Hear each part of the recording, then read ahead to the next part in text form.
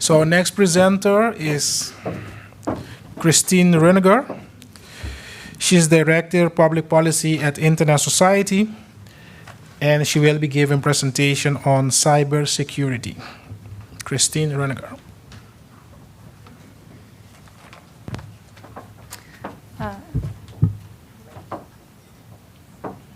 Thank you, Shernan, and thank you very much, Anita and Sunita. I hope everyone was paying close attention when they put up the slide about the strategic vision, because you will see these elements in what I'm going to talk about. And if need be, we'll ask them to put the slide up again. Okay, so this morning, well, actually it's this afternoon, I'm obviously still jet lagged. We're going to be talking about security in a digital, interconnected world. And to do that, we first need to look at the environment that we're in, the internet. And what we need to appreciate is that the open and global nature of the internet has played an important part in enabling remarkable social and economic innovation that we could never have imagined. And there are characteristics of the internet that have enabled that to happen, and they are open standards, voluntary collaboration, reusable building blocks, integrity, permission-free innovation, and global reach. But as we also heard from Anita and Sunita, at the same time, using the internet is not without risk. There are malicious actors who see opportunities to gain benefit through fraud, to thwart the activities of others, inflict harm or other damage, and just generally cause mayhem. But it's important to appreciate that while malicious actors will exploit any opportunity available to them, the internet's key characteristics are neither the origin nor the cause of that activity. So I've briefly mentioned these internet characteristics. Another way to think of them is as internet invariants.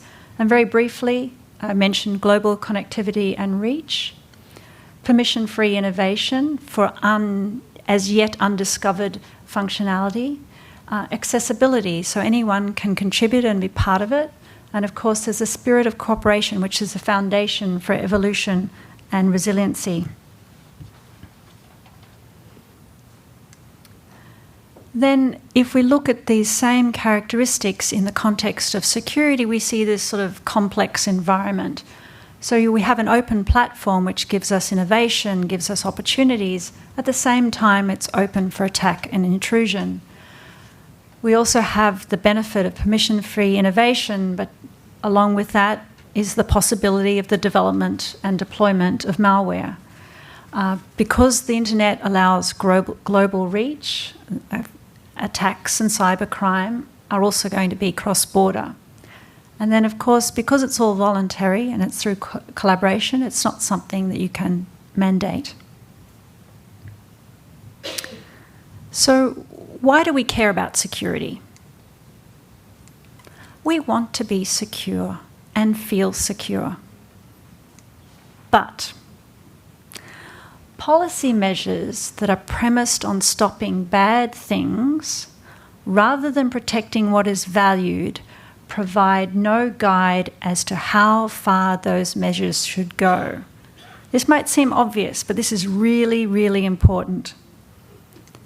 And if we are not careful, the spectre of cyber threats can be used as a vehicle to control networks and how they're used, and, as we all know, for pervasive monitoring.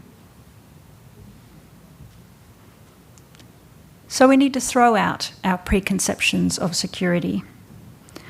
Traditional approaches to security were principally concerned with external and internal threats and the impact that they may have on our own assets. In other words, it was very threat-based and self-interested. However, there is a growing recognition that a security paradigm for the internet should be premised on protecting opportunities for economic and social prosperity as opposed to a model that is based simply on preventing harm. And if you're listening to Anita and Sunita and you looked at this slide, you would have seen very similar words in their vision. So let's understand security then. Security is not an end in itself. It is a means to achieve something like economic and social prosperity or participation in a global community. There is no such thing as absolute security. There will always be threats. So this means we need to think about security and what secure means in terms of residual risks that we decide are acceptable in a given context. Resilience is key. I'll come back to this. There are inward and outward risks. We'll also come back to this. And risks may require more than one actor to manage, so you can't do it alone. And so where does this lead us? This leads us to collective and shared risk management. Resilience, then. So like a human body that may suffer from viruses, but gets stronger and more resilient as a result, new technologies, solutions, and collaborative efforts make the internet more resilient to malicious activity. Let's look at inward and outward risks. So the internet, with its high degree of interconnection and dependencies, brings another dimension to the management of risks. It depends not only on how well you manage risks to your assets and to you, but also, very importantly, on the management of risks that you, by your action or inaction, present to the internet ecosystem, the so-called outward risks. And this is the notion I mentioned earlier of collective and shared risk management, and it's actually a notion that is very well aligned with the public interest nature of the internet. Now, this latter aspect, the management of outward risks, is not necessarily self-evident. This is why I'm mentioning it. And this is because there often isn't an obviously identifiable immediate harm to an actor and their assets, and therefore no direct business case that can be immediately associated with that effort. And let's face it, it's also human nature to seek out outcomes that further our own self-interest. However, if we take this narrow approach, it will be counterproductive and in the long term harmful to everyone's interests. And not only will it impact the security of the ecosystem, but it will also diminish the value that we're trying to achieve, which might be economic and social prosperity and the potential that the internet offers. So just to go over this again, because it's really important, the internet, as I mentioned, is open, it's interconnected, and importantly, interdependent. Each network is responsible not only for its own security, but also contributes to the overall security of the internet. The challenge, therefore, is to create a culture of collective responsibility to make the internet more secure and resilient. So what are the ingredients that we could have for a cybersecurity solution such as this? Firstly, international cooperation is important because most of the issues are cross-border. We want to preserve the fundamental internet characteristics, the internet invariants, because they are what give us the potential for economic and social prosperity, and it's a fine balance. I'm not saying it's easy. We need a technical foundation that's based on open standards, and then we want collaborative responsibility. We want industry to self-regulate and do the right thing. So what are I should ask the question first. Hands up if you're an operator. Okay, well, this is my ask. Since there aren't any operators in the room, or at least they're not willing to identify themselves, your job is to go and talk to your friend, the operator, and tell them the next points. So here are some things that you could do as an operator to improve the security and resiliency of the internet. You could detect, close, or protect open resolvers and other potential amplifiers, which we heard about when Christian was talking yesterday. Deploy best practices. Deploy anti-spoofing measures. Deploy DNSSEC, as you heard yesterday. detect and mitigate infected and compromised devices on your network, and you can cooperate with other networks in detection, tracing, and mitigation. All right, let me do the next question. Hands up if you're from the government.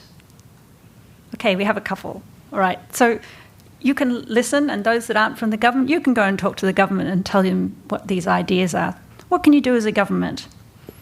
Well, you could foster a collective and shared risk management approach to security that draws from voluntary collaboration, preserves the fundamental characteristics of the internet, furthers objectives that will benefit citizens, and preserves fundamental rights. You could focus on cyber resilience, build trust, not distrust, and make use of the expertise that you have in your community of diverse stakeholders. And the last one that I have here is creatively use the range of tools in the policy box. As an example, if I think of the international space, there are other tools besides treaties. So we need to remember that there are multiple ways that one can achieve policy objectives. Okay, so that's the cybersecurity policy piece. Now I'd like to highlight an initiative, do a little spotlight, of a voluntary bottom-up initiative, and it's called MANAs, Mutually Agreed Norms for Routing Security.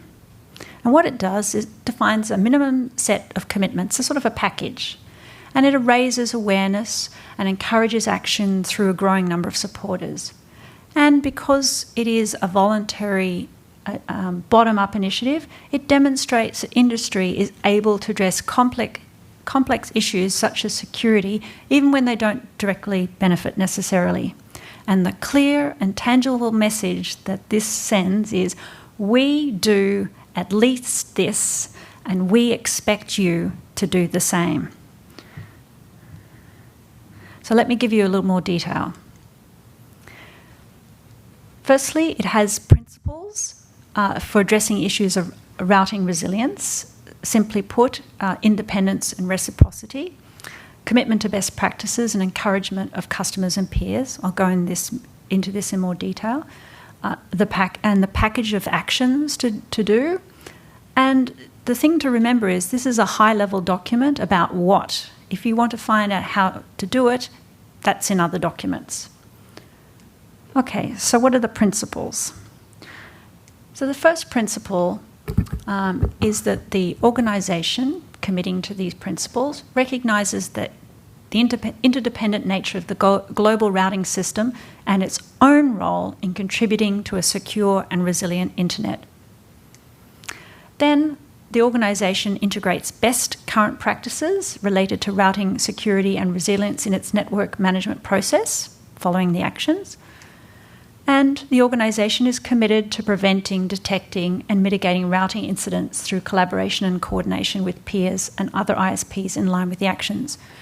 Might just pause here and just to remind you that what I'm talking about now was developed collaboratively by the operators themselves, those that are involved in routing security. They came up with this. This is not something that has been imposed on them. So what are the good manners then? Oh, I missed one. There we go. And of course, the organisation has to encourage its customers and peers to also adopt and apply these principles and actions. So what are the good manners then? Firstly, prevent propagation of incorrect routing information. Now, we heard about this yesterday from Christian and why it's important that this doesn't happen. Prevent traffic with spoofed source IP addresses. We all know why that's a problem. Facilitate global operational communication and coordination between network operators, and facilitate validation of routing information on a global scale. Again, all of these things we heard about yesterday. So where is it at? There's a status update. So the final version has been published and they're redesigning the website for launch. So you can go to the link that was there earlier. And if you're participating in MANAs, what you do is you support the principles and then implement at least one of the actions for the majority of your infrastructure. and you become a participant, helping to maintain and improve the document as well. So not just doing the actions, but suggesting new actions, maintaining an up-to-date list of references to best current operating practices. And this is really a document that is designed for people who are involved in network operations. Okay, thank you.